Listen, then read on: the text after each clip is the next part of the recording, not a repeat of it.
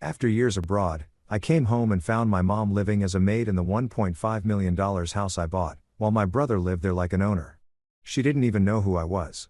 I called my lawyer that night.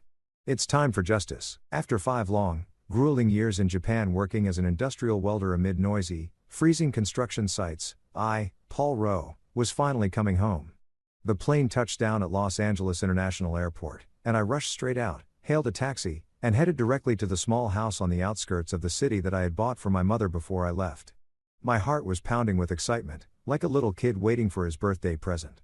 My mother, Matilda Rowe, is the woman I love most in this world. She raised me and my younger brother, Colin, single-handedly after our father died early in a workplace accident. I still remember those evenings when she would sit by the fireplace telling us fairy tales to lull us to sleep, even though she was exhausted after her shift at the textile factory. Over the past 5 years, I sent money home regularly and video called every week. But nothing compares to holding her tight and feeling that familiar warmth again. The taxi stopped in front of the familiar iron gate. I paid, hurriedly grabbed my suitcase and stepped out. The late afternoon sun slanted through the row of trees along the street, casting the little house into sharp relief. But in that moment, I froze. The house looked different. The old-fashioned latch lock, I remembered, the simple kind Mom always used because she was afraid of losing keys, had been replaced by a sleek electronic lock with a numeric keypad and blinking LED lights. All around the gate and walls were surveillance cameras, at least 4 of them, sweeping back and forth like owl eyes. My mother, Matilda, 58 years old, gentle and completely clueless about technology. She was even scared of the smartphone I bought her, always saying, "Son, it's too complicated. I'll just stick with the old one." How could she possibly have decided to install all this herself? Maybe she hired someone for safety reasons. I tried to calm myself, but a strange feeling started creeping in. Something wasn't right.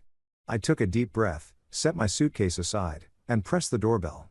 The familiar chime from my childhood rang out clearly. I waited, smiling as I imagined Mom rushing to the door, eyes glistening with tears, shouting, "Paul, my boy is home." But nothing happened. I pressed again, holding it longer this time, still silence. My heart started beating faster. Maybe she was napping or out at the market. No, I had told her I was coming. I rang a 3rd time, then a 4th, and finally started calling out loudly through the gate, "Mom, it's Paul. Your son is back." Still not a sound. The house was unnaturally quiet, as if no one was there. Or was Mom sick? That thought sent a chill down my spine. I glanced around. The neighbor next door was watering plants, but didn't look over. I thought about asking them, but decided to wait a little longer. Once I saw Mom, everything would make sense. Finally, after the 5th ring, I heard a clicking sound from inside. The door swung open, and I stood there stunned. It wasn't Mom. It was Colin, my 28-year-old younger brother. The brother I remembered as an unemployed deadbeat who lived recklessly, drank too much, and gambled. Colin stood there in a ratty old t-shirt, hair messy, eyes slightly red like he'd just woken up. When he saw me, he visibly flinched for a split second. I caught it clearly, as if he was genuinely shocked. Then instantly he broke into a huge, almost forced smile, teeth showing, but the smile not reaching his eyes. "Brother Paul, oh my God, you're back. Why didn't you tell me you were coming?" His voice was a little too high-pitched, nothing like his usual lazy drawl. Before I could answer, Colin rushed forward and threw his arms around me in a tight hug, slapping my back hard, acting over the top happy. I was taken aback. My brother had never been this affectionate. When we were younger, we fought all the time because he was lazy and I ended up doing all the chores. The last time I saw him before leaving for Japan, we had argued because he borrowed money and never paid it back. Now this hug, it made a slight weariness rise inside me. Something felt off. I patted his shoulder and gently pushed him away. "Yeah, I'm back, but why are you here? Where's Mom?" Colin laughed loudly and pulled me inside. Come in. Come in. We'll talk inside. Carla, babe, Paul's home." He ushered me in like he owned the place. I stepped through the gate, dragging my suitcase, and immediately noticed that the entire interior had been transformed. The familiar living room with the old sofa where Mom used to sit knitting was now furnished with shiny leather couches, a huge flat-screen TV mounted on the wall, and brand new shelves filled with trendy decorations. Little statues, modern voces. The whole atmosphere felt like it belonged to a young couple, not a kind old lady like my mother. I frowned and looked around. "The house has changed a lot, huh? You did all this?" Right then, Carla, Colin's 27-year-old wife, came out of the bedroom. She was wearing a short dress, hair tied up high, flashing a bright but strangely artificial smile like she was performing. Paul, hi. It's been forever. Colin talks about you all the time. Her voice was sweet, but I could sense the strain. Carla and Colin had gotten married 2 years before I left, and I remembered her as the demanding type who constantly pushed Colin to make more money while she herself did nothing but shop. Now, watching her standing there holding a glass of water, eyes darting quickly toward the kitchen, everything felt even stranger. I sat down on the sofa, trying to stay calm. Where's Mom? I've been calling and she never came out. Colin sat next to me, slapping my thigh. Oh, Mom's in the kitchen. She's doing great. Don't worry. But he hesitated for a split second and his voice dropped a little. I raised an eyebrow. In the kitchen? We've been talking so loudly. How come she didn't hear? She always used to rush out right away. Colin gave an awkward laugh. She's a bit tired doing something. I'll go call her. Before he could react further, I asked directly, why are you and Carla living here? This is Mom's house, the house I bought for her before I left. Don't you two have your own place? Colin answered smoothly, as if he'd rehearsed it. Well, about a year after you went abroad, Mom started getting weaker. She became forgetful, sometimes dizzy. I thought it was dangerous for her to live alone, so I suggested my wife and I move in to take care of her. Mom agreed right away. She said it's nicer to have family around, less lonely. I was a bit surprised since when had Mom gotten weak? Why hadn't she mentioned any of this during our video calls? But I didn't suspect too much because I knew Mom loved her children and grandchildren, especially Colin, even though he was a mess. She had lived alone for 5 years. It made sense that she agreed to let Colin move in to ease the loneliness and have someone to talk to and cook with. I nodded. Oh, I see. That's good. I'm glad you thought of Mom. But deep down, a small doubt flickered. Why hadn't she ever told me about this? I glanced at Carla and caught her shooting a quick, unreadable look toward the kitchen, a mix of worry and caution before she immediately smiled again, hiding whatever it was. A cold shiver ran down my spine, like an invisible hand tightening around my throat. My heart raced, cold sweat breaking out on my back. Something was seriously wrong here. The changed house, new locks, cameras everywhere, Colin and Carla living here, and Mom not coming out to greet her son after 5 years apart. I stood up. Never mind. I'll go see her in the kitchen myself. Colin jumped up, too. Yeah, let me take you, but I didn't wait. I headed straight for the kitchen. Every step felt heavy. The air in the house suddenly became oppressive, tense like in a horror movie. I could hear the faint clinking of dishes from the kitchen. But why wasn't Mom calling out? The bad feeling surged stronger, and I pushed the kitchen door open hard, ready to face whatever was waiting on the other side. And then I froze on the threshold, my heart almost stopping. There in front of me was my mother, Matilda. But not the mother I remembered. She was wearing an old crumpled maid's outfit, the faded apron she used to wear only when scrubbing the house years ago. She was bent over the kitchen sink, looking exhausted, visibly gaunt and frail. Her hands trembling as if she had no strength left. Those rough, calloused fingers that had worked hard her entire life now shook violently as they clutched a sponge. Water dripped from the faucet onto the wet floor. The heavy air in the kitchen was thick with the smell of detergent mixed with leftover food. But what truly paralyzed me was the sight of her. The strong woman who had single-handedly raised my brother and me, now reduced to a shadow, weak and utterly drained. Why was she doing housework in this condition? My throat tightened, tears welled up, but I forced them back. I called out to her, my voice strangled as if someone were choking me. She turned her head slowly and looked at me with dull, vacant eyes, as though struggling to recognize a distant face from a foggy memory. Her hair had turned much grayer, tangled and unkempt. Her face was so sunken I barely recognized her. Deep wrinkles carved into her skin, cheeks hollow, eyes cloudy behind a veil of mist. She used to be radiant, always beaming when I came home. But now she looked as if she had aged 10 years in the 5 I'd been away. Pain stabbed through my chest like a sharp knife. How had Mom ended up like this? I had sent money home faithfully every month, believing she was living comfortably. Yet the reality in front of me left me reeling. She stared at me for a long time, blinking as if trying to focus. Then a faint spark of recognition flickered in her eyes. She stammered. "Paul, my son, you're back." Her voice trembled, breaking off between words, her feet shuffled slightly as if she wanted to come closer. She let the sponge fall from her hands, water dripping onto the floor. In that moment, hope flared inside me. I wanted to rush forward and hug her right then. But instantly, Colin cut in from behind, his voice quick and loud. "Mom, go rest. You're not feeling well. You shouldn't be working so hard or you'll wear yourself out. He darted into the kitchen, planting himself between me and her, one hand on her shoulder as if holding her back, his face full of concern. Yet, I clearly saw the strain in it. I turned to Colin, waiting for an explanation about this not feeling well business. Why hadn't anyone told me? But in that split second, I saw him flinch, his shoulders tensing before he forced himself to relax and flash an awkward smile. Paul. Mom gets tired really easily. Let me help her. I frowned. The unease inside me grew stronger. Why was he reacting so fast as if he'd rehearsed this exact scenario?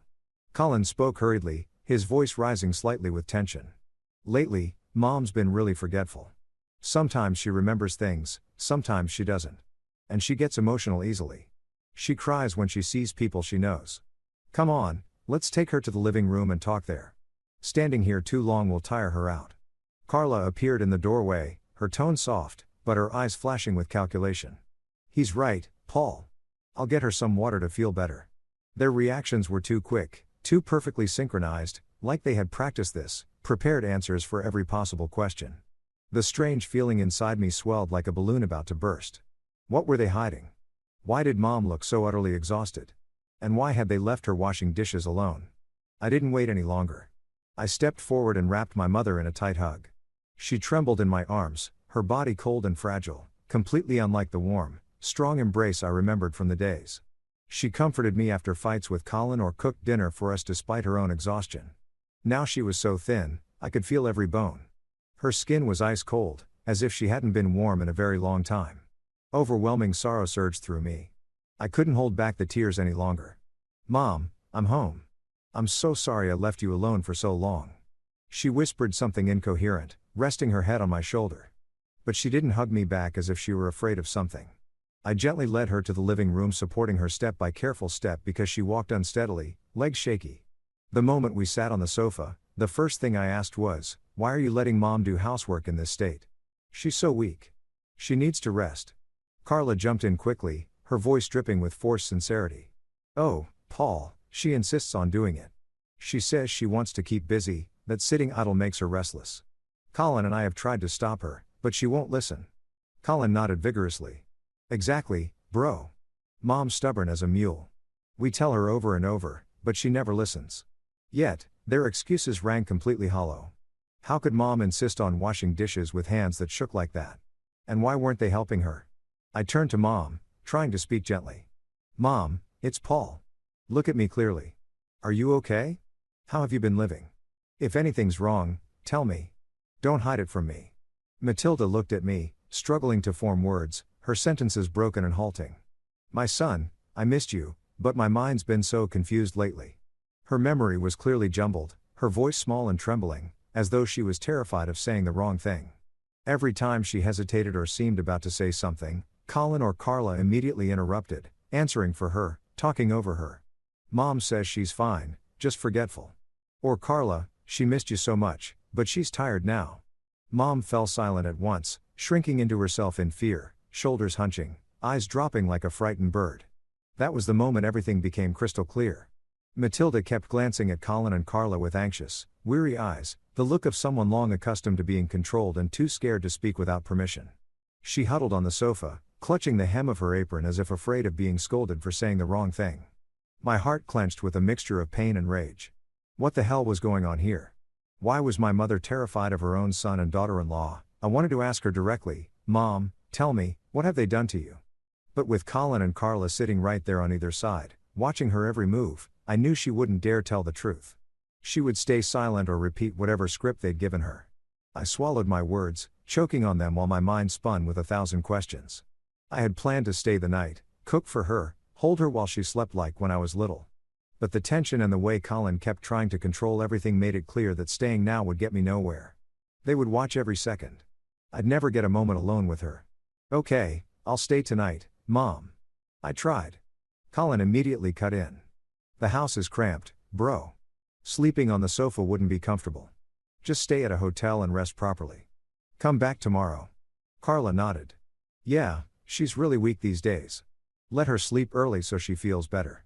Their intention was obvious. They wanted me gone so they could keep controlling her. In the end, I stood up, kissed Mom on the forehead, and said, I'm going to visit some old friends for a bit. Take care of yourself, okay? It was a lie.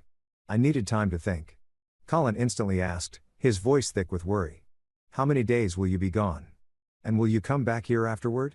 I saw right through him. He wanted me away as long as possible, so I answered vaguely.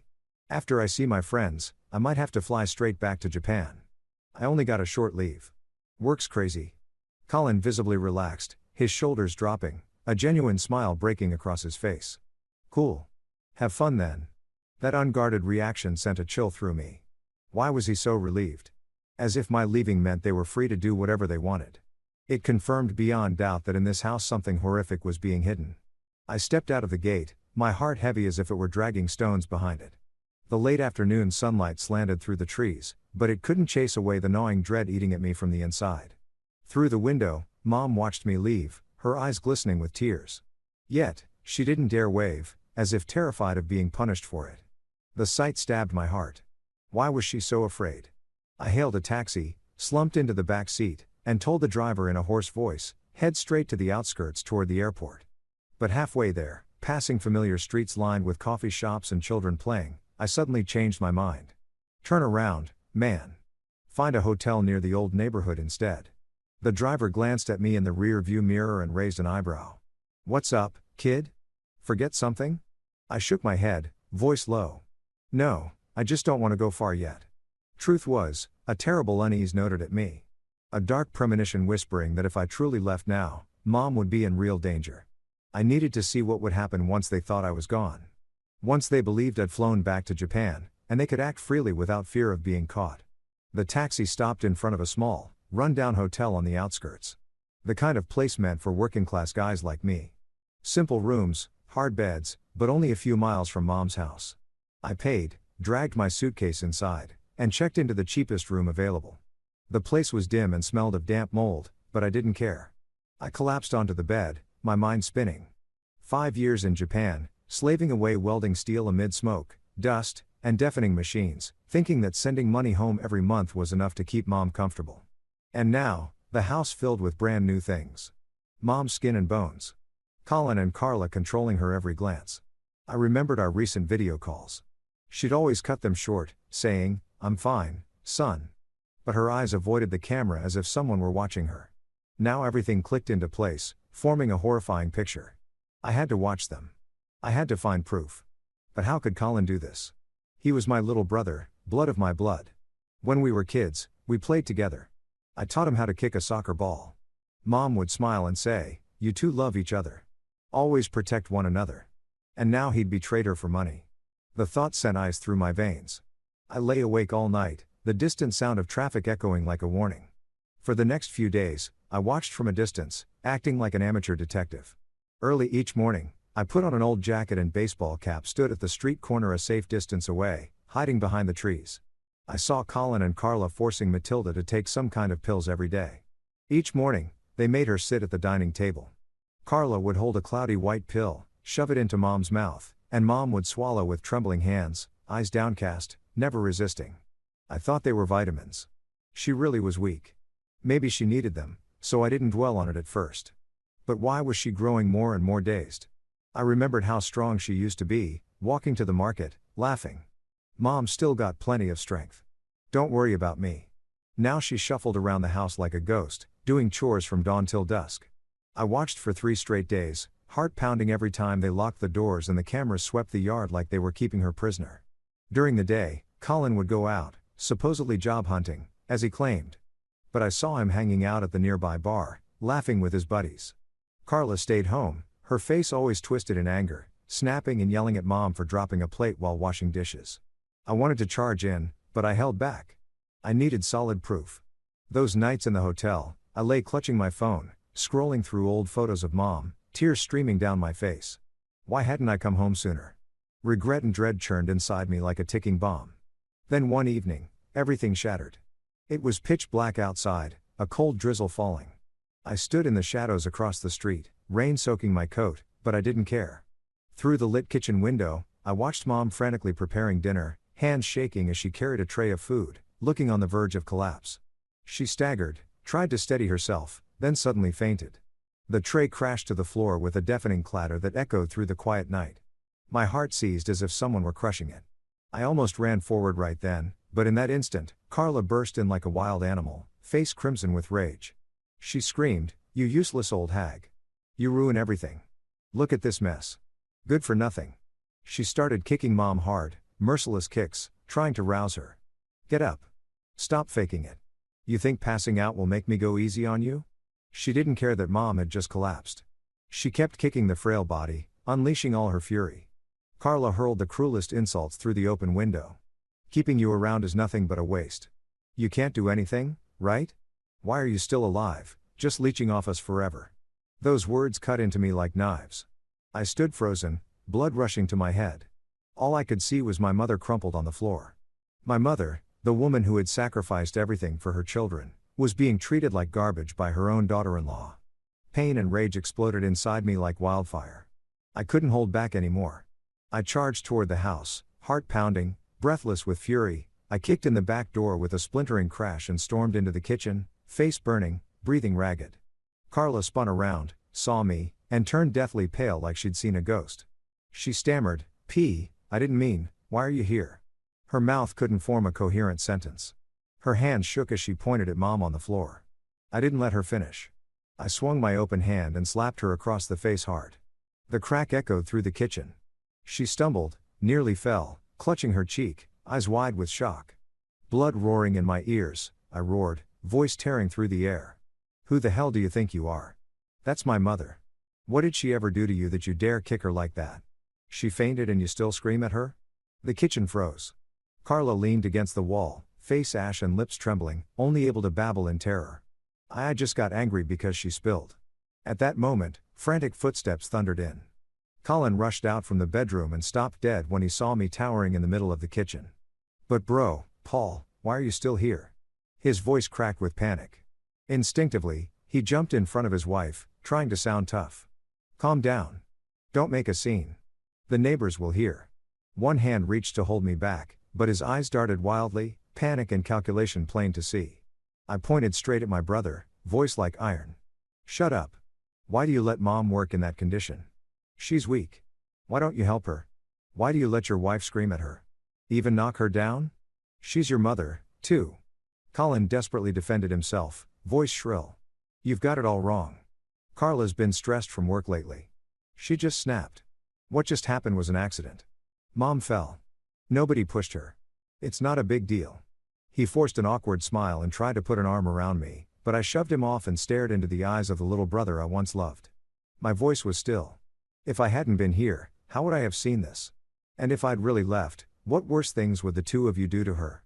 Did you think once I was back in Japan, you could torture her freely? Colin was speechless, mouth opening and closing with lame excuses. "It's not like that.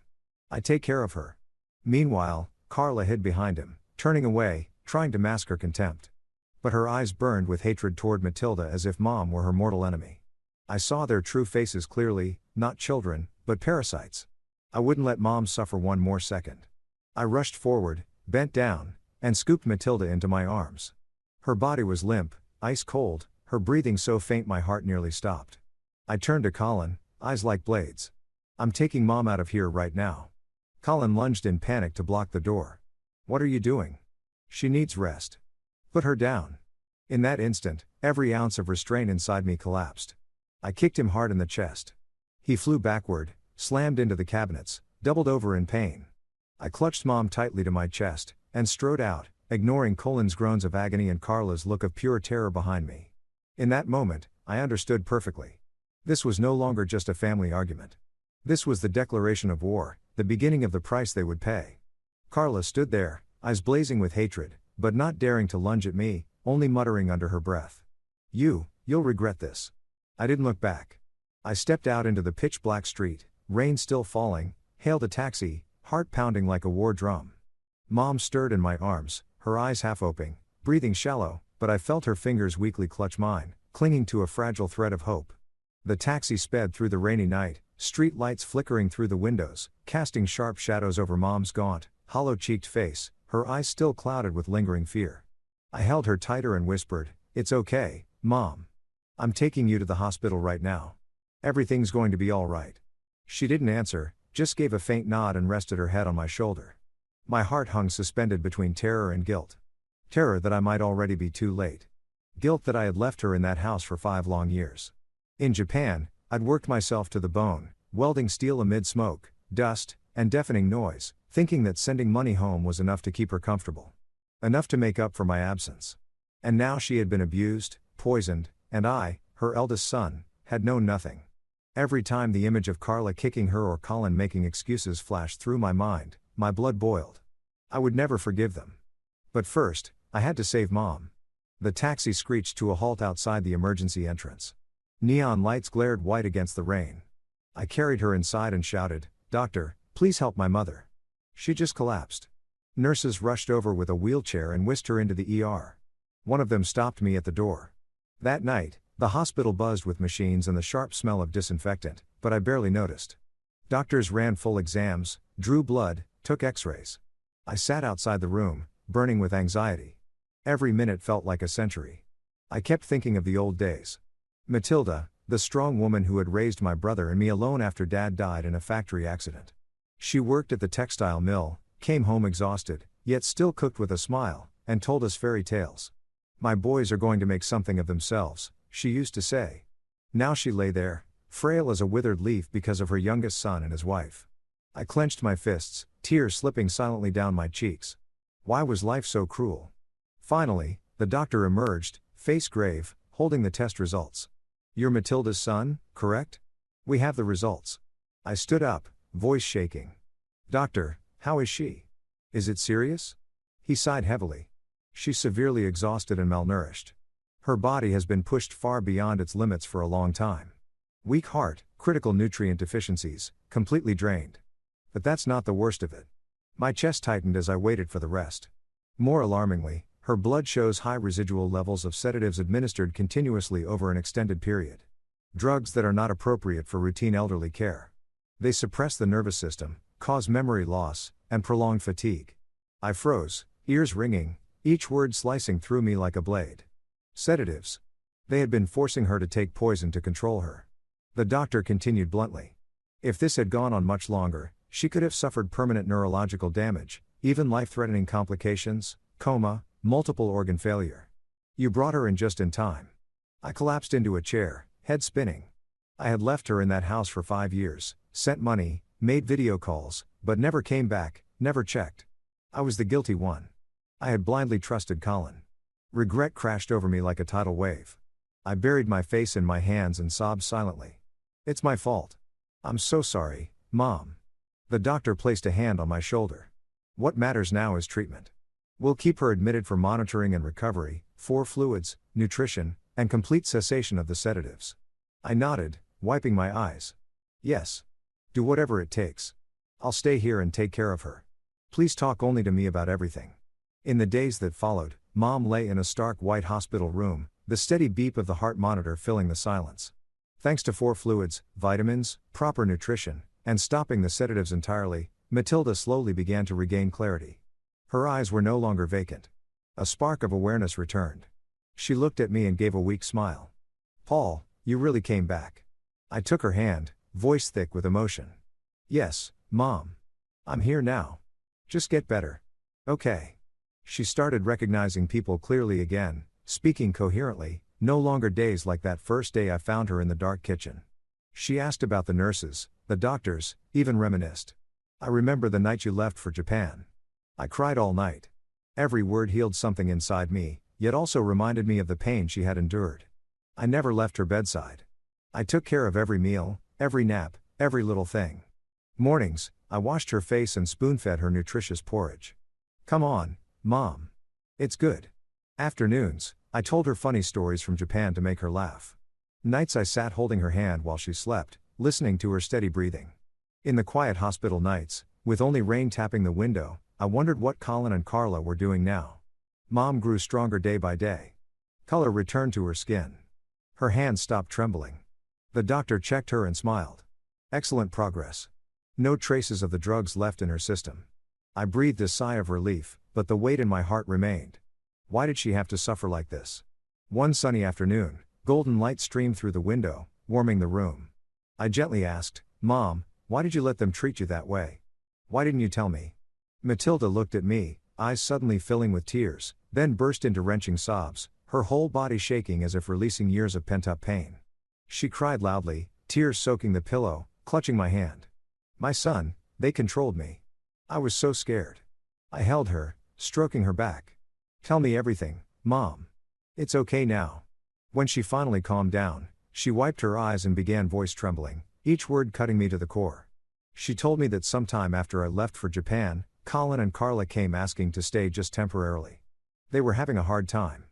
Because she loved her son, she happily agreed, thinking it would be nice to have family around. At first, they were attentive. Carla cooked. Colin fixed things around the house. Mom was overjoyed. I thought they had changed. But within months, their true colors emerged. They took over the house as if it were theirs, forced her to do all the chores, and monitored her every hour. They said, "An old woman needs to keep busy to stay healthy." But really, they made me clean and cook from morning till night, she said, choking up. They forbade her from going out. "It's dangerous, Mom." Gradually cut off contact with neighbors by installing cameras and locking the doors.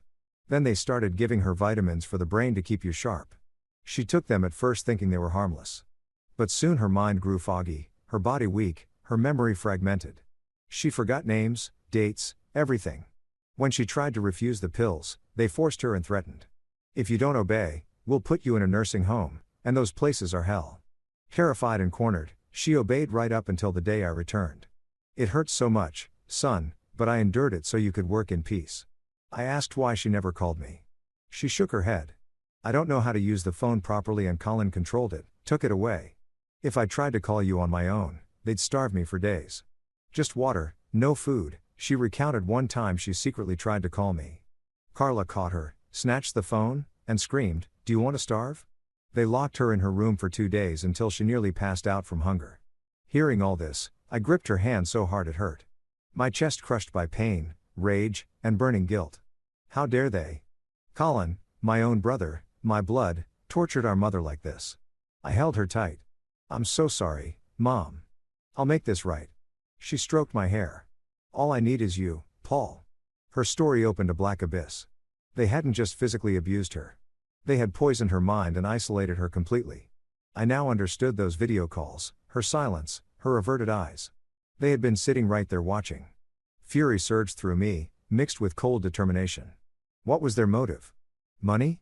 The house? I would find out. But first, Mom had to be fully strong again. In the days that followed, I lived in a state of total chaos, as if trapped inside a whirlwind with no way out. By day, I sat beside Mom's hospital bed, smiling, chatting with her, spoon-feeding her nutritious porridge, telling funny stories from Japan. Like the time I nearly fell off the scaffolding in a strong wind, or the best sushi I'd ever eaten. But inside my head, everything was a storm. I was torn between blind rage that made me want to storm back to the old house, punch Colin square in the face and scream, "You piece of filth," and endless self-reproach. How could I have been so blindly trusting? For 5 whole years, I sent money home faithfully, $1,000 every single month, thinking that was enough to keep Mom comfortable, enough to make up for my absence. In reality, I had abandoned her, left her alone to face 2 monsters wearing the masks of son and daughter-in-law. Every night, lying on the hospital room's hard sofa, I tossed and turned, haunted by the image of Mom being kicked across the kitchen floor, mixed with memories of her smiling face the day I left for Japan. "Take care of yourself, son. I'll be waiting for you." It was my fault. If I had come home sooner, if I had checked more carefully, none of this would have happened. I couldn't understand why Colin and Carla could treat our mother with such cruelty, or what their real goal was. What could they possibly want from a kind old woman? The money I sent, the little house I bought for her with my own sweat and blood. The thought sent ice through my veins like an invisible hand squeezing my throat. The feeling that a much larger conspiracy was lurking behind everything wouldn't let me sit still. I couldn't just wait for Mom to recover and do nothing. The knowing dread was like the ticking of a time bomb. I suddenly remembered an old high school friend who once mentioned a private investigator who could dig up any secret. The next morning, while Mom slept soundly after her IV drip, I slipped out of the hospital and called Daniel. I asked him about a trustworthy pie. "Paul, be careful," Daniel said, voice worried. "But I know a good one, Jack Heron. Specializes in family cases and financial tracking. I'll send you his number." I called Jack immediately, voice shaking as I gave him the short version. My brother and his wife have been abusing my mother. I need them watched. Jack listened calmly. I understand, Mr. Paul. I'll monitor the couple's every move. Home, work, finances, $500 a day, but I guarantee results. I agreed on the spot and wired the advance, heart pounding like I was awaiting a verdict. This was the first step. I would no longer let them walk free.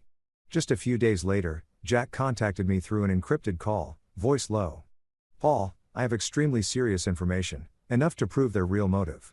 Meet me at the coffee shop near the hospital. My heart hammered in my chest. I told Mom, I'm just going to grab some food. Then rushed out into the light drizzle that made the air feel even heavier. In the small cafe, Jack sat in a dark corner with a thick folder. He slid it across the table. I got an audio recording from their living room while Colin and Carla were talking. I placed a legal listening device through the window. You authorized it. I put on the earphones, pressed play, and my world collapsed. Carla's shrill voice. We have to hurry and finish transferring the house title to us, Colin. Paul is back. Things could fall apart if he stays too long. Colin, anxious. I know. Tomorrow, I'll contact our usual notary. That guy will rubber stamp everything. Mom's forged power of attorney is still valid. Just a few more signatures and it's done. Carla pressing. Get it finished fast. I'm not losing this house. Paul's money transfers are almost gone. We need to sell the place for capital. The recording ended with their laughter as if they were discussing a business deal instead of stealing their own mother's home. I sat frozen, ears ringing, hands trembling around the earphones. Transfer the house title. Forged power of attorney. They were planning to seize the very house I had bought with years of blood and sweat so Mom could live out her days in peace. Jack continued gravely. That's not all.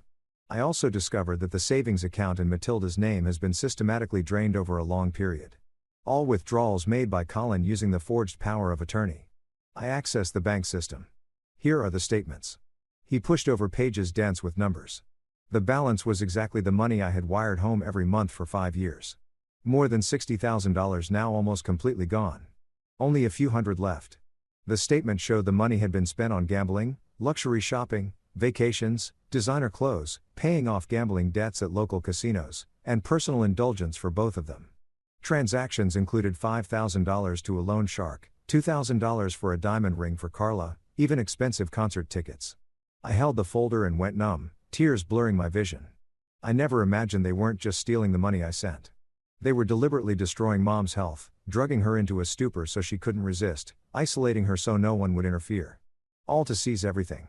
Now it all made sense. Forcing the sedatives, controlling her every move, cutting her off from the world. It wasn't random cruelty. It was a calculated plan from the start to strip her of her assets.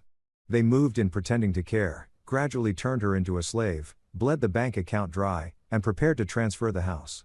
If I hadn't come back when I did, she would have been dumped in a nursing home or worse, slowly killed by the drugs, and they would have walked away with everything.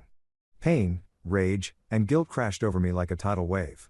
I sat in that cafe, gripping the folder until my knuckles went white, tears streaming down my face.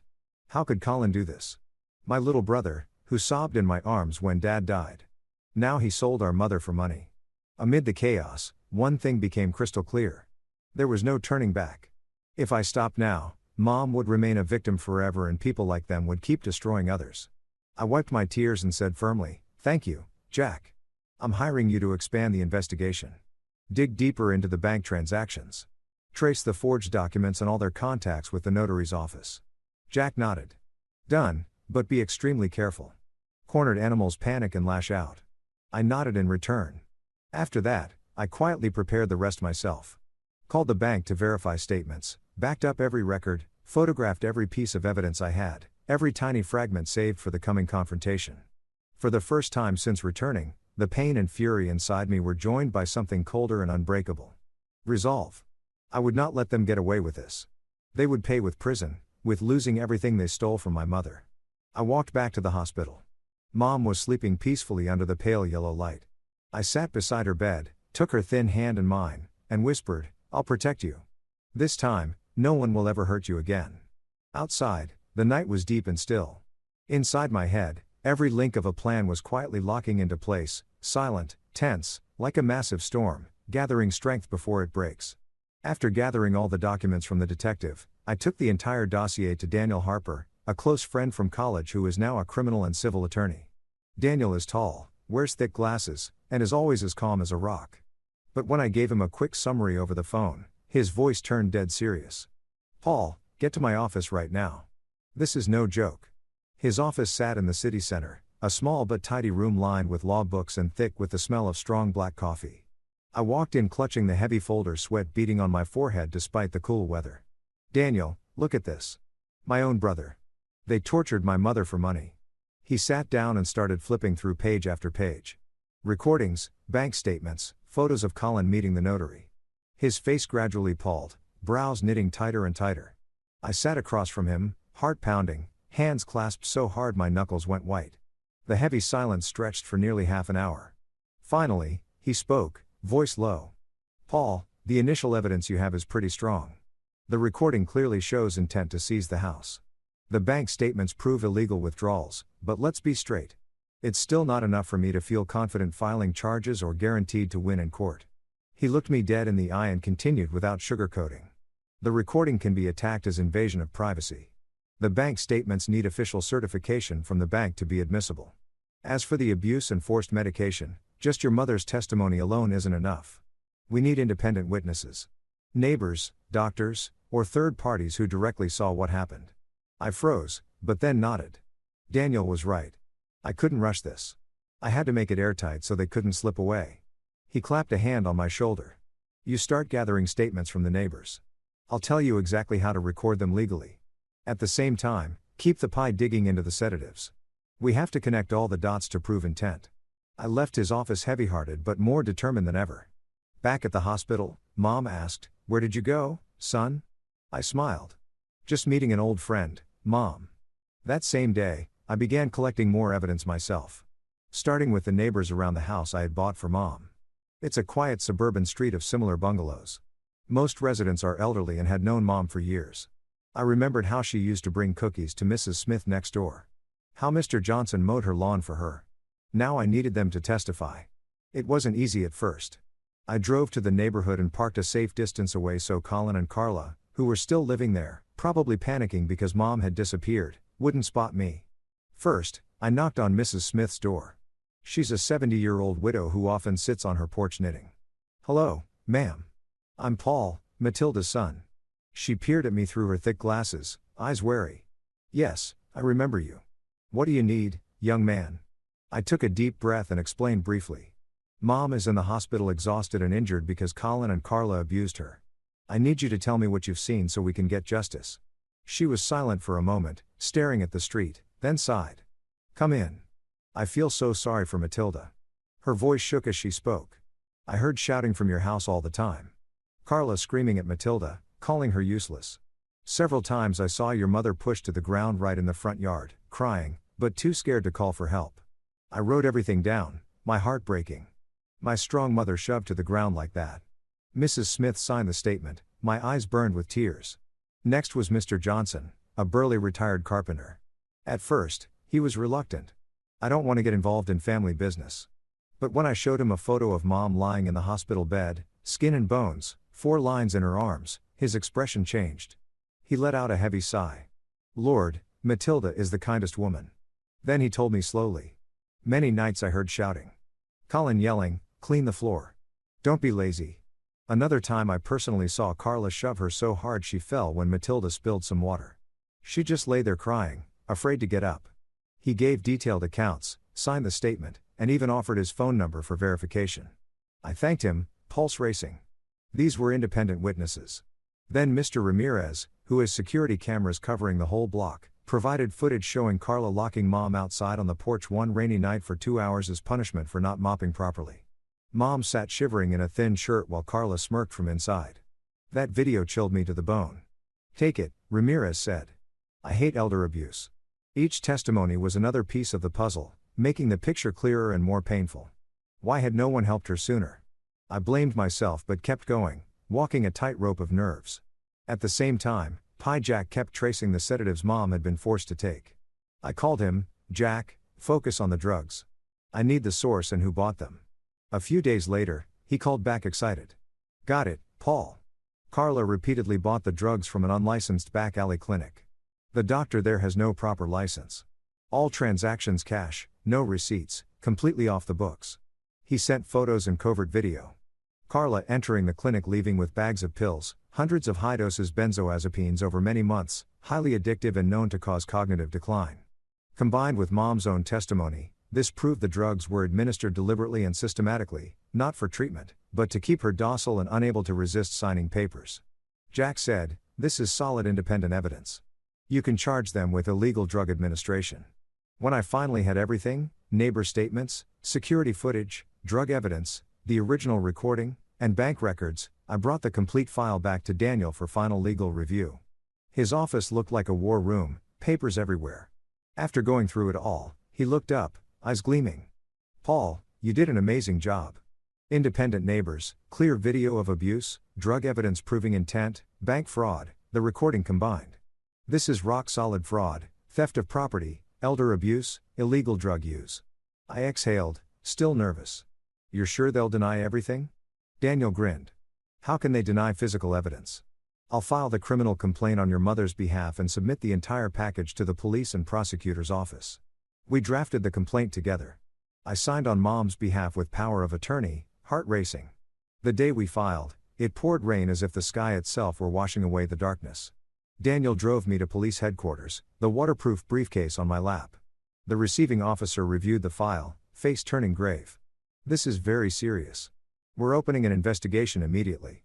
From that moment, it was no longer just a family tragedy. It had officially become a criminal case. I walked out into the rain, water lashing my face, but for the first time, I felt a mix of relief and electric anticipation. Colin and Carla would be summoned. They would panic. Back at the hospital, Mom looked at me and asked, "Are you happy, son?" I hugged her tight. "Yes, Mom. Everything is going to be all right." But inside, the storm was rising. Justice was coming, and I would watch them fall. Then the day finally came.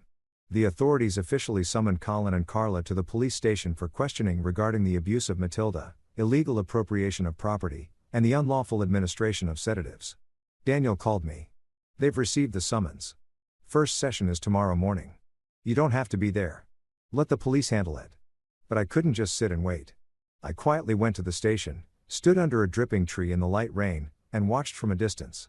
Colin and Carla arrived in that beat-up old car. The one we had once pulled money to buy together years ago. When they stepped out, both were ashen. Carla clutched her handbag so tightly her knuckles went white. Colin kept his head down like a convicted man. They disappeared into the gray building and I imagined the scene inside. A cold interrogation room, harsh fluorescent lights, detectives sitting across from them with a thick stack of evidence. Right from the first session, they panicked, twisting, denying, lying. Daniel later told me from his sources. Colin claimed I only took care of Mom, never abused her.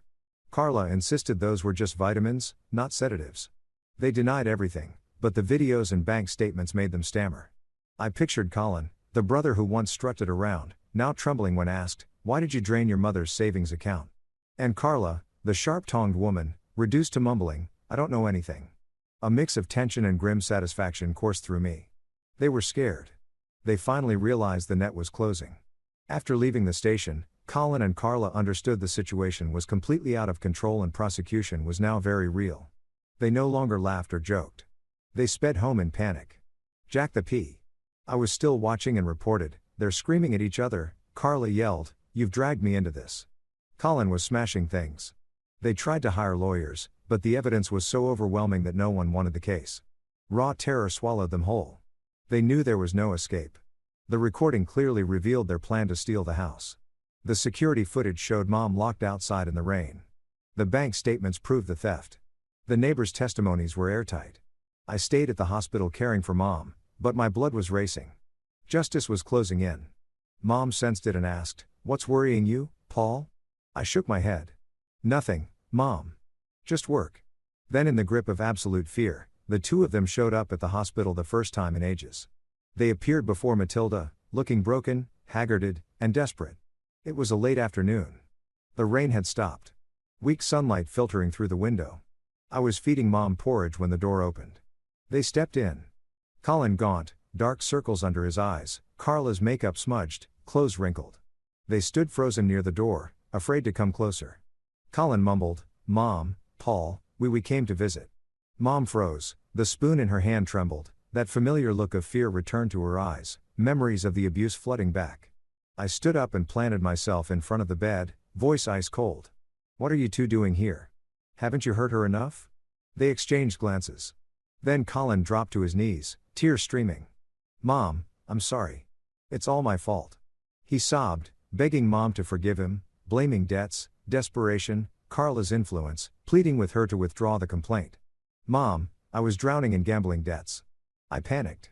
Carla pushed me, said we had to take your money to pay them off. I was wrong. Please forgive me. Withdraw the complaint. I don't want to go to prison." He wailed, clutching the bed frame, looking utterly pathetic. Carla knelt beside him, voice shaking. "Mom, I was wrong. I was greedy. But I regret it now. Give us a way out, please. We swear we'll pay back every cent. Leave the house. Disappear from your life forever. Don't send us to jail. Have mercy." She cried, tears rolling down her cheeks. But I could see the falseness, her eyes darting, still acting. I stood over them and saw them clearly for what they were. No longer arrogant, just naked fear. Colin, who once hugged me so smugly at the front door, now graveled like a wet dog. Carla, who had kicked my mother on the kitchen floor, now begged on her knees. My heart itched. This was my own flesh and blood, yet also my enemy. I couldn't hold back. My voice was still as I listed every crime. "You think I don't know everything? I have proof of it all. Video of you locking Mom outside in the rain, Carla. You kicking her when she fainted. Every dollar I sent home. You drained it for gambling and shopping. Every sedative pill you forced down her throat, Colin, to make her sign fake documents and steal her house. You were going to sell her home to pay your debts." They hung their heads, unable to meet my eyes. Colin could barely speak. I shouted, "Admit it. Admit what you did to her." For the first time, with no way left to lie, Colin confessed everything. Greed, crushing gambling debts, Carla's urging, forcing the drug so Mom would sign the forged power of attorney, planning to sell the house. "Fine, I admit it. I stole the money you sent. I was drowning in debt. Carla convinced me to drug Mom so she'd sign papers. We were going to transfer the house and sell it. I was wrong." Carla nodded, sobbing. "I was greedy, too. I spent it on clothes trips." They bowed their heads in shame. All arrogance gone. I looked at them, rage boiling, yet pain twisting inside me. This was my little brother, now a stranger. Hearing their full confession. Mom understood everything. She trembled, tears falling endlessly. The pain of what they'd done was still raw, but a mother's love made her unable to bear seeing her son in prison. She sobbed, stroking Colin's hair. "My child, why did you hurt me like this? It hurts so much." Then she looked at me, voice frail. "Paul, I can't bear it. Give them one chance, son." I fiercely objected. "No, Mom. They nearly killed you, stole everything, tried to take your house. They have to face the law." But she shook her head, tears streaming. "I know, but Colin is still my son. I can't watch him go to prison. Give them a chance to start over. On the condition they leave the house immediately, repay every dollar they took and disappear from my life forever." She turned to them, voice weak but firm, "Promise me, pay back the money and leave. Never come back." After a long internal struggle out of respect for my mother's wishes, I agreed to withdraw the criminal complaint while the case was still in the preliminary verification stage. Daniel warned, "You sure? Withdrawing now stops the case, but if they break the agreement, you can refile." I nodded heavily. "I'm honoring Mom's decision." We contacted the police, withdrew the complaint, and Colin and Carla signed a legally binding commitment to repay the full $60,000 in installments and vacate the house within a week. For now, they escaped criminal prosecution. They left the hospital with fake gratitude, Colin hugging Mom one last time, Carla forcing a smile. "Thank you, Mom. Paul," but I saw the truth in their eyes. No real remorse, only temporary relief. I walked them to the door, an uneasy premonition, gnawing at me. Would they keep their word or would they betray us again? The rain began to fall once more, as if warning that the storm was far from over. Few days later, once Mom had fully recovered, and the doctors confirmed she was ready to be discharged, I drove her back to the old house so she could rest and regain her strength. It was a beautiful morning. Golden sunlight filtered through the trees. A gentle breeze carried the scent of damp earth after the rain. I drove slowly. Mom sat beside me, gazing out the window, her hand tightly holding mine. Paul, I've missed the garden so much. I'm going to plant flowers again. I smiled. Of course, Mom. I'll help you. From now on, I'm staying here with you. No more Japan. She stroked my hair, voice warm. My boy is all grown up, but you're still the same little child to me. My heart felt warm, yet a faint shadow of unease lingered. Why had Colin been completely silent? No calls, no messages. They had promised to repay the money in installments, but so far only the first $10,000 had arrived. What about the rest? I told myself, they're terrified of prison. They'll keep their word. The car turned onto the familiar street. Trees rustled on both sides and the house appeared at the end of the road. Then I froze. My heart slammed against my ribs. I had been certain Colin and Carla had already moved out. But the moment the car turned the corner, a bright red for sale sign hanging on the iron gate stopped me cold for several seconds. The glaring red board with bold white letters swung gently in the breeze. For sale. Contact this number. My heart pounded so hard it felt like someone was squeezing it. What the hell? They're selling the house, I whispered, easing off the gas, eyes locked on the sign. Mom noticed, too. Her voice trembled. Paul, why is there a for sale sign? I pulled over a short distance away, trying to stay calm, though my hands shook slightly on the wheel.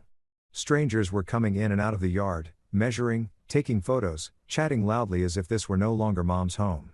A man in a suit held a clipboard and pointed at the porch. Renovate this part. Add a garage. 2 others photographed the backyard, laughing. Great location, perfect for flowers. My heart stopped. This was Mom's house. The place where she planted flowers, cooked meals, where I grew up. How dare they? I stepped out of the car in a daze and walked over. When I asked what was going on, the man in the suit looked at me casually. This house title was transferred a while ago. We're a real estate company. Bought it from a young couple, Colin and Carla. I think they sold it fast. Good price. The new owner is measuring for renovations, turning it into a small office. The words title was transferred hit me like a thunderbolt. My ears rang. My mind went blank. My legs nearly gave out. Transferred? They had promised to leave the house and repay the money, but they sold it. This was betrayal. I leaned against the gate, gasping for air. The image of them kneeling in the hospital, begging for mercy, flashed before me. Fake smiles, crocodile tears. They had exploited Mom's kindness to get the final signatures. Mom got out of the car behind me. Her face was deathly pale, eyes wide with horror. Paul, they sold our house, she whispered, clutching my arm. I immediately tried calling Colin, number disconnected. Carla, no answer. All contacts blocked. Facebook, email, everything. Dread flooded me like a tidal wave. I called Daniel, almost shouting, voice breaking, Daniel. They sold the house. The title's been transferred. What do we do? Mom. Mom is collapsing. Daniel stayed calm. Paul, breathe. I'm checking the land registry office right now. Minutes later, he called back. Voice grave. Confirmed. The house was transferred using forged documents while Matilda was still under the influence of the sedatives. Her mental capacity was impaired at the time. The signatures were made when she was drugged and not legally competent. They used the fake power of attorney to rush it through. In that instant, I understood the moment they knelt and begged for forgiveness, they had already planned this final betrayal. They gravelled so Mom would soften, withdraw the complaint, and give them just enough time to transfer the title before the police dug deeper. They knew she wasn't mentally competent because of the very drugs they forced on her to contest it. Mom collapsed to the ground in front of the gate when she heard the news. Her face was ashen, eyes empty as the full realization hit. She had personally handed her betrayers their last chance. She sat down hard on the pavement, clutching her chest, sobbing without sound. I trusted them. I was wrong, Paul. Our house is gone, isn't it? I knelt and held her, tears streaming down my face. Mom, I'm sorry. I'll get the house back. I swear. But the pain was unbearable. She had suffered so much already, and now this final blow. I clenched my fists, rage, agony, and crushing guilt tearing me apart.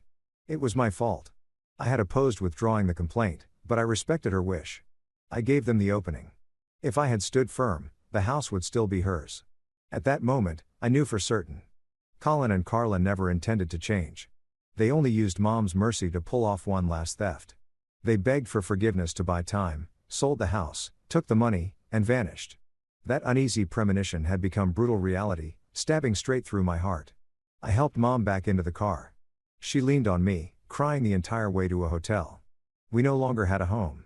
I told Daniel to report it to the police immediately. Daniel, they committed fraud. They forged the transfer. He replied. Already on it, Paul. This is a far more serious crime now. Document forgery and large-scale property theft.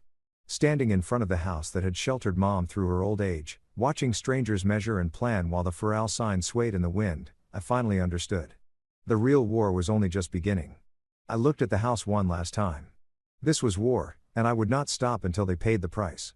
The hours that followed were pure hell. I took Mom to stay temporarily in the old family home of a relative. Matilda lay on the bed, eyes red and swollen, whispering over and over, "I was wrong, Paul. I never should have forgiven them." I held her tightly and tried to comfort her. "It's not your fault, Mom. It's mine. I'll get everything back. I promise." But inside, I was burning. Rage and guilt tore at me. Why had I let her talk me into withdrawing the complaint? Why hadn't I stood firm from the start? Daniel worked fast. He prepared a new criminal complaint with the additional evidence, forged title transfer documents, the fraudulent sale of the house, and filed it with the police. The officer who received it looked grave. "This is a big case, Mr. Paul. The stolen savings plus the value of the house amount to hundreds of thousands of dollars. Clear signs of organized crime, forgery, asset flight." Within days, federal arrest warrants were issued. Photos of Colin and Carla went up everywhere. Airports, bus stations, even local TV news. Wanted fraud, theft of property, elder abuse.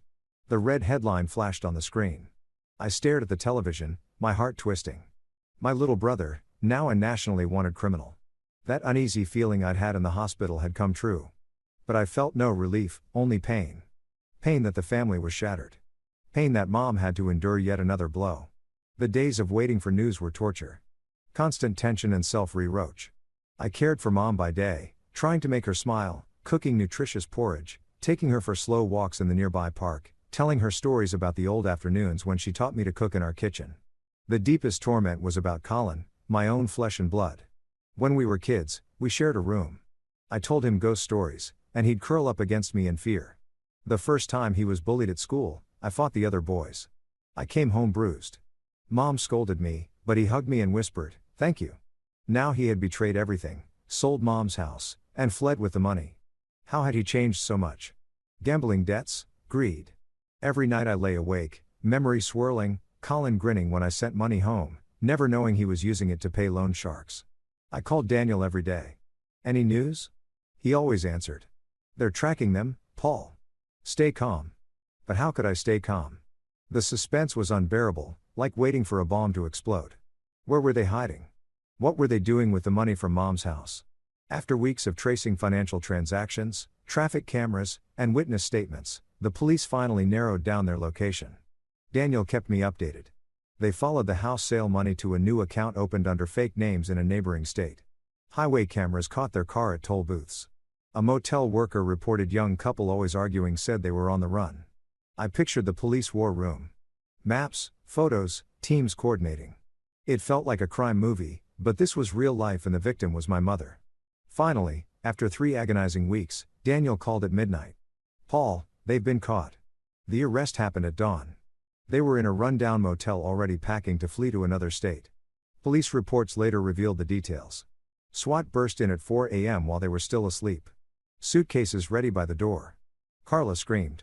Colin tried to run but was tackled and cuffed. "You are under arrest for fraud and theft of property," the officer shouted. Mug shot spread across the news. Colin unshaven and wild-eyed, Carla disheveled, no longer glamorous. The day I learned of their arrest, I felt no relief, only a cold, hollow emptiness. I sat beside Mom. Daniel called to confirm. "They're in custody, Paul. The case is fully reopened." Mom wept. "My son, why did it come to this?" I held her, but my heart was numb. No joy, no triumph, just emptiness. Colin was my brother. Now he was a prisoner. The betrayal hurt too much, like a wound that would never heal. I remember the day Dad died. We clung to each other, crying while Mom whispered, "Take care of each other." That was gone forever. Justice had come, but the family was broken beyond repair. The investigation reopened in full. Every crime, abusing Matilda, forcing sedatives on her, forging documents, draining the savings account, selling the house, and fleeing was added to the charges. Police searched the motel and found forged papers and over $200,000 in cash from the house sale hidden in their luggage. Interrogations combined with old evidence, security footage of mom locked outside, the recorded conversation about stealing the house, bank statements, neighbor testimonies, drug records from the shady clinic left no room for denial. Daniel helped. Your mom gave a detailed statement, Paul. They can't talk their way out. The investigation lasted 2 months. The file was massive. The indictment was clear. Organized fraud, elder abuse, illegal drug administration, asset flight. I followed every step, nerves on edge, waiting for the trial, the moment the truth would finally be laid bare. The trial came a few months later. Mom and I attended as victims facing Colin and Carla for the first time since their arrest. The courtroom was packed, reporters, spectators, the air thick with the smell of old wood and paper. I helped Mom to the victim's bench. She sat trembling, eyes fixed on the floor. Colin and Carla were let in, wearing prison uniforms and shackles. Colin, head bowed, gaunt, unshaven. Carla hair in a messy ponytail, face sunken, no makeup. I looked straight at them. My heart itched. My brother now looked like a stranger, an enemy. The trial began. The prosecutor read the charges. Defendants Colin Rowe and Carla Rowe are charged with organized fraud, theft of property, forgery of documents, elder abuse, illegal administration of sedatives, and flight with stolen assets following the unlawful sale of the victim's home. Colin kept his head down the entire time, barely able to speak, only muttering, "I was wrong." When questioned, Carla tried to shift blame. "I wasn't the mastermind. I just followed my husband. Those pills were supplements." But every piece of evidence crushed her lies. The bank records showing $60,000 drained. The recorded conversation about transferring the house. Neighbor testimonies of abuse. Video of mom locked outside in the rain. Forged drug prescriptions. Their lawyer pleaded, "My clients are remorseful and request leniency." The prosecutor shot back remorseful. After selling the house and fleeing the state, witnesses took the stand. Mrs. Smith recounted the shouting. Mr. Ramirez showed the video. Mom wept as she described being forced to take the drugs. The evidence piled up like a mountain. The judge delivered the sentence. Colin Rowe, 18 years imprisonment for organized fraud, forgery, elder abuse, and asset flight. Carla Rowe, 22 years imprisonment for masterminding the abuse, illegal forced administration of sedatives, forging notary documents, and complicity in theft. The gavel fell. The judge's voice echoed. The defendants exploited family trust and systematically tormented the victim for financial gain. Sentences as stated. The court voided the house sale due to forgery, ordered full restitution of the stolen savings and the proceeds from the illegal sale to be returned to Matilda and seized all related assets, cash from the motel, bank accounts, even their car to enforce repayment. As the trial ended, I quietly helped Mom out of the courtroom. For the first time in years, she walked slowly but with a lightness, as if an enormous burden had finally been lifted from her life. She leaned on me and whispered, "It's over, son. I'm so tired." I held her close, tears falling. "Yes, Mom. Let's go home and rest." A few months after the trial, I visited the prison at Colin's request. A letter had arrived in shaky handwriting. "Paul, I want to see you one last time." I hesitated, but Mom said, "Go, son. Hear what he has to say." The prison was far away, high walls, razor wire, cold air. I sat in the visiting room, heart in turmoil. Why meet? What was left to say? Behind the glass partition sat the man who used to be my little brother. Thin, worn, in a gray uniform, hair cropped short, eyes ringed with exhaustion. He picked up the phone, head bowed, and admitted every mistake. He begged me to take care of Mom for the rest of her life. "Paul, I was wrong. Greed and debt swallowed me. Carla pushed me, but it was my fault. Please forgive me even though I don't deserve it. Take care of Mom for me. I regret everything." He cried, wiping tears on the glass that separated us. I looked at him for a long time. The hatred was gone. Hatred only exhausts you, but forgiveness was impossible. The wounds ran too deep. I spoke slowly, each word heavy. "Colin, do you have any idea how much Mom suffered because of you? I'll be there for her until her last day. But not for you. You lost that right the moment you betrayed her." I stood, turned, and walked out of the prison. Inside me, there was no rage, no loud sorrow, only a deep, quiet pain. I understood one thing clearly. Some cracks in a family, no matter how the law closes the case, can never be mended. They stay broken forever. 2 weeks after the trial, I took Mom away from the old city, a place now filled with too many painful memories.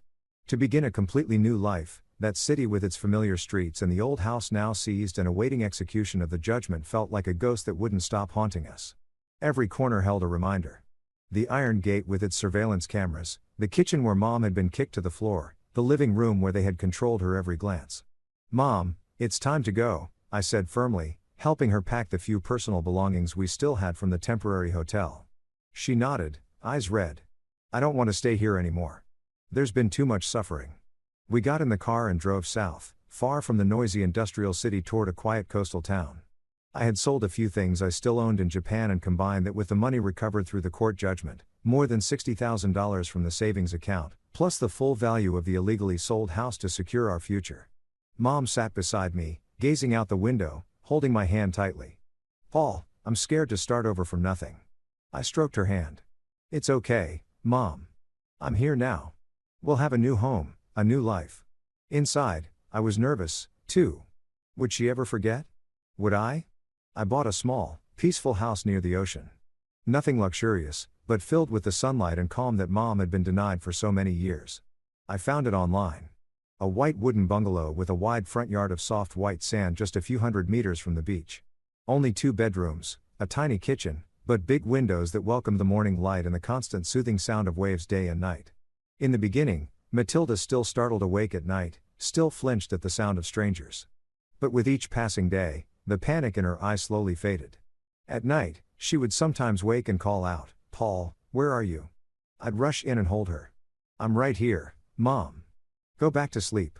She'd cry. I dreamed Colin was hitting me. I'd rub her back, heart aching. "It's over, Mom. Now it's just you and me." Gradually, the sound of the ocean became nature's own sedative. She slept more deeply, woke less often. I took her for regular therapy sessions and physical rehabilitation. Little by little, helping her reclaim a normal rhythm of life. The psychologist in the nearby town, a kind middle-aged woman, listened as Mom poured out the years of control, forced medication, and betrayal. "You're very strong, Mrs. Matilda," the doctor said after the first session. Mom cried, but slowly opened up. "I'm afraid of my own son, yet I still love him." I waited outside, anxious. Would she ever heal? At the same time, I got her moving again. Early morning walks on the beach, breathing the salt air, eating fresh seafood. Her frail body began to fill out. Color returned to her skin. Her hand stopped shaking when she held a glass. One afternoon, she said, smiling. A real smile. "Paul, I feel stronger now." I hugged her tight. "That's all I need, Mom. Seeing you like this makes everything worth it." Matilda started planting flowers on the front porch again, cooking simple meals, and for the first time in years, I saw her laugh without fear. She bought rose seeds at the local market, knelt in the dirt, hands still a little unsteady, and planted them. "I'll make a garden as beautiful as the old one." I helped dig water and watched the green shoots appear. The kitchen smelled of the fish soup she made the old way, simple but warm. "Eat, son." Mom cooked it just like before. She smiled, the lines around her eyes softening, no longer tense with dread. Watching her, my heart felt full. This was the light after all the darkness. I decided to return to the work I loved, but this time not as an escape. I wanted to build a real stable future for us. In Japan, I had worked only to send money home, running from true responsibility. Now, I found local work. A welder at a ship repair yard near the coast. The pay wasn't high, but it was enough. And most importantly, I came home every night, ate dinner with Mom, and told her about my day. The future felt steady. I saved to buy a little more land, maybe open a small workshop one day, and care for her until the end. My heart was calmer, though the memories remained, now as fuel to keep me strong. Some evenings we sat on the porch together, watching the sunset paint the sea red, waves whispering endlessly. I thought back over the entire journey from the moment I stood in front of the old gate to the day I faced them in court. My soul grew quiet. I realized the deepest pain was not the loss of money or the house, but the betrayal of trust by my own blood. Money can be recovered. A house reclaimed, but trust in Colin, my little brother, was shattered forever. I once believed family was unbreakable. Now I know betrayal from within hurts 100 times more. Yet I also understood this. If I hadn't come home that day, if I hadn't dared to face the truth, Mom might never have had these peaceful years. If I'd flown straight back to Japan as planned, she would likely have died slowly from the drugs, the house lost, and no one would ever have known. Coming home, even though it hurt, was the right choice. Watching Matilda quietly water her flowers each morning, I realized that justice doesn't always come quickly. But when you keep walking to the end, it always finds a way. She waters the roses under the morning sun, smiling to herself, rediscovering who she is. Justice through detectives' evidence in the courtroom was slow but certain, like the ocean wearing down stone. I learned that greed can turn a loved one into a monster, but love and awareness can pull a person back from the edge of darkness. Colin's greed made him a monster. My love and Mom's love saved her. Awareness, recognizing the warning signs, was the key and the hardest lesson. Never leave the fate of those you love to blind trust, because evil can sometimes wear the mask of family. Compassion is noble, but misplaced, it can become the knife that cuts the compassionate one. Mom forgave them, and they used that mercy to sell her house. Blind trust nearly killed her. My advice to anyone reading this: truly care for your aging parents, not just with money, but with your presence and your listening ears. When something feels wrong, don't stay silent and endure. And don't delay the truth. Every day you wait can be a day you can never get back. I sent money, but I didn't come home. Didn't really listen. And I almost lost her. Care means being there, calling often, visiting. That is the lesson I paid for in pain. I close this chapter not with hatred, but with a silent promise to myself. From this day forward, I will never again let anyone hurt my mother. I watch her water the flowers and whisper the vow, "Mom, I'll always be here." I hold no more hatred for Colin. He's already paying the price. There is only peace and the quiet joy of being beside her. The journey ends, but the lesson lasts forever.